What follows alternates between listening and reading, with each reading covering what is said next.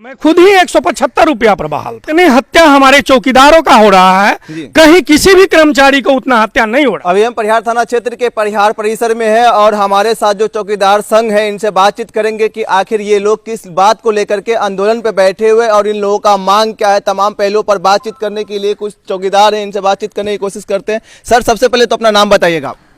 मेरा नाम रामचंद्र पासवान। ये बताइए कि जो यहाँ पर आप लोग एक साथ में एकत्रित हुए, एक साथ में बैठे हुए हैं, आखिर मांग क्या है, किस बात को लेकर के यहाँ पर आप लोग बैठे हुए हैं? पूर्व से जब से चौकीदारी व्यवस्था है, हम लोगों के खानदान दर खानदान स्वैच्छिक सेवानिवृत्ति मिलती ही आ रही थी। इधर आकर कोर्ट के माध्यम से उसे निरस्त कर दिया गया है। सरकार के पास पावर है कि अध्यादेश लाकर उसे पुनः बहाल किया जा सकता है। चूंकि हमारे पूर्वज कम पैसे पर माने 100-175 रुपया पर काम करते आ रहे हैं। उस समय काफी जिल्लत की जिंदगी जी रहे थे। तो सरकार का ये आदेश हुआ कि चूंकि पूर्व में इनके पूर्वज काफी कष्ट में रहे हैं, उस समय लोग घृणा करते थे। चूंकि इनके पूर्वज उस समय घृणा कर रहे थे तो उसका कम से कम खामियाजा इनके परिवार वाले को दें। और माननीय मुख्यमंत्री श्री नीतीश कुमार जी के द्वारा स्वैच्छिक सेवानिवृत्ति का आदेश दिया गया। कोर्ट में सही कागजात प्रस्तुत नहीं होने के कारण उसे निरस्त कर दिया गया है।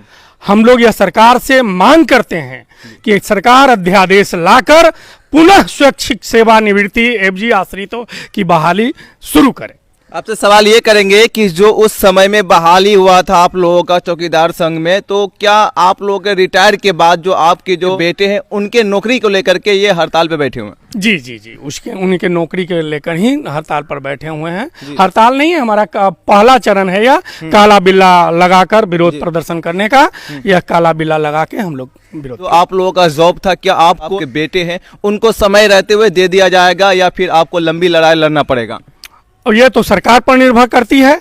लेकिन अगर सरकार हमारी मांग को नहीं मानती है तो चरण ब चरण हम लोग अपना आंदोलन जारी रखें। बीच बीच में हमारी मांग सरकार के पास जाती रही है और सभी सरकारें हमारी मांग को मानते रहे हैं। माननीय नीतीश कुमार मुख्यमंत्री बिहार सरकार को आभार व्यक्त करता हूं कि उन्हीं के आदेश से स्वैच्छिक सेवानिवृत्ति का आदेश निकला था, चिट्ठी निकला था। गड़बड़ी की गई है, उसे अध्यादेश लाकर हमारा माने रिक्वेस्ट है उनसे, बिहार सरकार से, कि जो आप आदेश दिए थे फिर से लागू करके हम लोगों के परिवार को करें।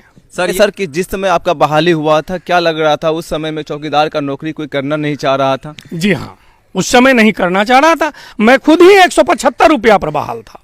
उस समय लोग घृणा करते थे चौकीदार के वेतन से, कोई करना नहीं चाहता था।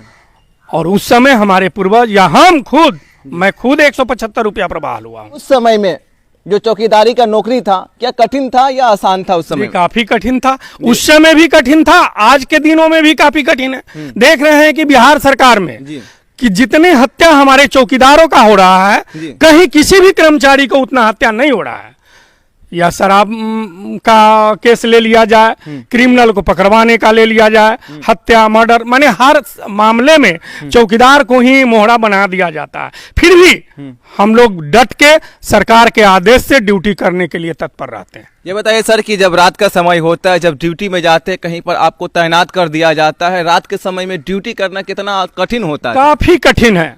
मेरी भी ड्यूटी अकेला रात को एक चौक पर लगी हुई है और मेरे तरह हर चौकीदार का ड्यूटी अकेला सुनसान जगह पर लगा रहता है। लेकिन चूंकि गांव के बल पर, अपनी ताकत के बल पर, अपने हिम्मत के बल पर हम लोग क्रिमिनल से लड़ने के लिए तैयार रहते हैं।